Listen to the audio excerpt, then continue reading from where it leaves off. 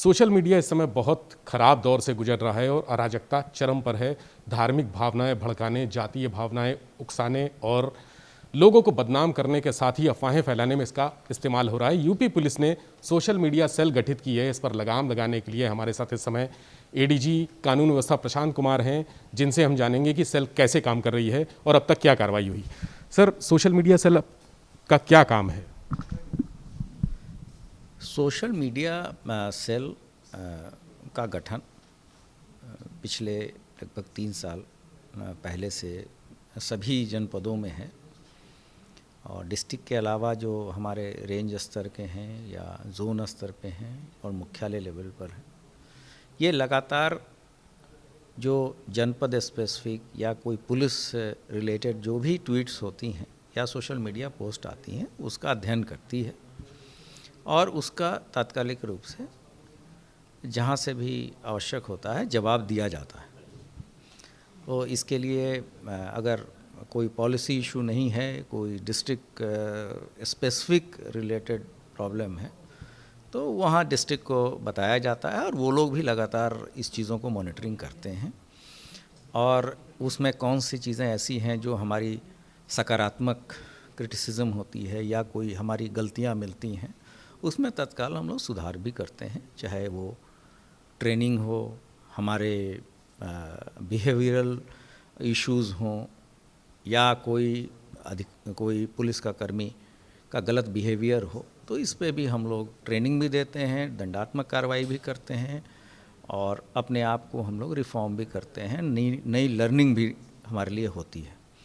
साथ ही साथ ये जो कुछ दिनों से ये माहौल रहता है कि हम गलत पोस्ट करके अफवाह फैला दें, जिससे जातिगत, सांप्रदायिक या गलत सूचनाएं फैलाने का जो ट्रेंड है वो भी हम लोग देखते हैं और इस पे भी लगातार कार्रवाई की जाती है।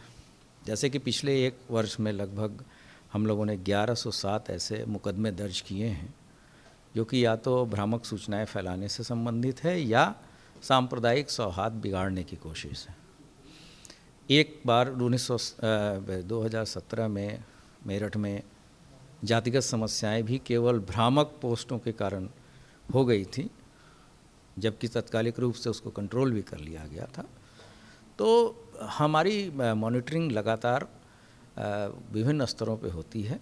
इसके अतिरिक्त शासन स्तर पे भी वार रूम है, वहाँ का अपना मीडिया सेल है, वहाँ से भी जो रेफरेंस हमें प्राप्त होते हैं या हमारी अन्य एजेंसियाँ हैं, भारत सरकार से भी अगर कुछ ऐसी इनपुट मिलती है तो हम लोग उस पर तत्काल रिएक्ट करते हैं और आगे की कार्रवाई जो भी विधिक होती है हम लोग करते हैं।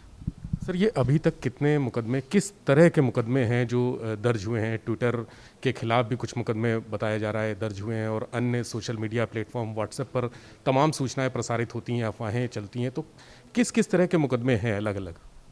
जैसा मैंने बताया कि एक तो अगर हम ब्रॉड कैटेगरी देखें तो उसमें है कि भ्रामक पोस्ट करने का, अफवाह फैलाने का या फिर जातिगत या सांप्रदायिक सद्भाव बिगाड़ने का या देश की अखंडता से या देश के सिक्योरिटी से रिलेटेड या जो कॉन्स्टिट्यूशनल पोस्ट पे हमारे अधिकारी लोग बैठे हैं उनके खिलाफ अगर कोई व्यक्तिगत और ऐसी गलत टिप्पणी होती है जो कि उनके जिनको उस तरह की कॉन्स्टिट्यूशनल इम्यूनिटी प्राप्त है उनके खिलाफ, या जैसे किसी भी धर्म के रिलीजियस टाइप ऐसे ईश्वर के, पैगंबर के या जैन धर्म गुरुओं के, इस तरह के लोगों के विरुद्ध अगर कोई करता है तो इस पे हम लोग कार्रवाई तात्कालिक रूप से करते हैं ताकि किसी की भी आस्था को ठेस ना पहुंचे।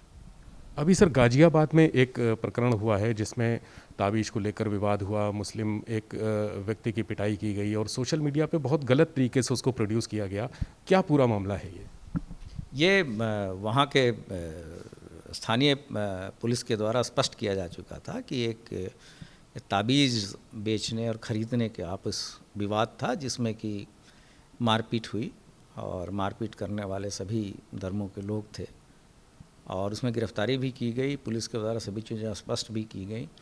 लेकिन कुछ जो लोग इसमें इंटरेस्टेड लोग थे उन लोगों ने इसको बढ़ा चढ़ा के प्रसारित किया और पुलिस के द्वारा सभी चीज़ें स्पष्ट करने के बावजूद ये माहौल ऐसा ख़राब करने की कोशिश की गई जिससे कि वहाँ के पुलिस प्रशासन की या वहाँ के शासन की, वहाँ के प्रशासन की छवि धूमिल हो जाए। तो और वो एरिया भी काफ़ी सेंसिटिव है सभी जातिगत तरीके से भी और सांप्रदायिक तरीके से भी।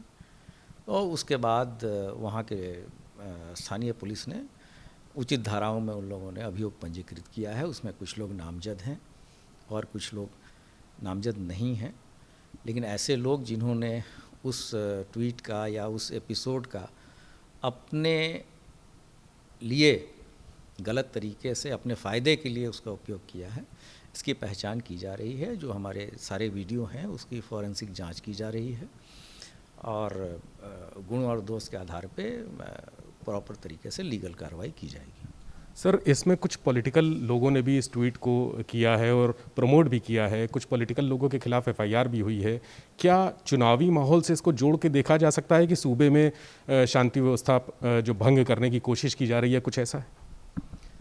जहाँ तक राजनीतिक चीज़ों का प्रश्न है उस पर मेरा कमेंट करना उचित नहीं होगा, लेकिन ये अवश्य है कि वहाँ के सांप्रदायिक सद्भाव को बिगाड़ने की कोशिश हुई थी, जिस पे स्थानीय प्रशासन ने उचित धाराओं में अभियोग पंजीकृत किया था और पिछले 4.5 साल में यहाँ कहीं कोई उत्तर प्रदेश में सांप्रदायिक दंगे नहीं हुए हैं।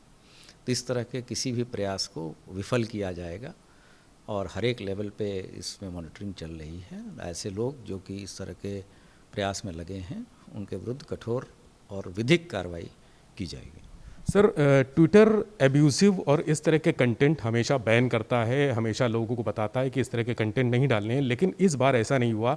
इस ट्वीट को ट्विटर ने बैन भी नहीं किया, हटाया भी नहीं, तो ट्विटर के खिलाफ एफआईआर हुई है। अब आगे क्या कार्रवाई होगी इसमें ट्विटर के खिलाफ?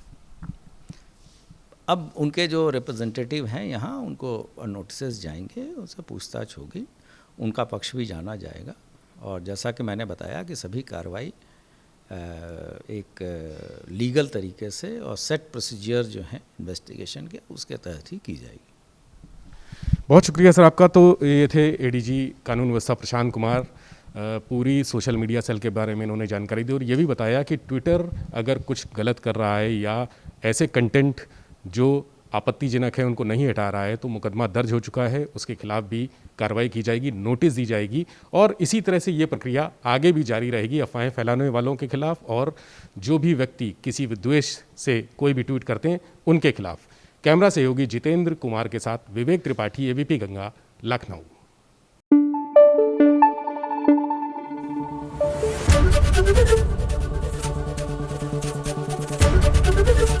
एबीपी गंगा, खबर आपकी, जुबान आपकी।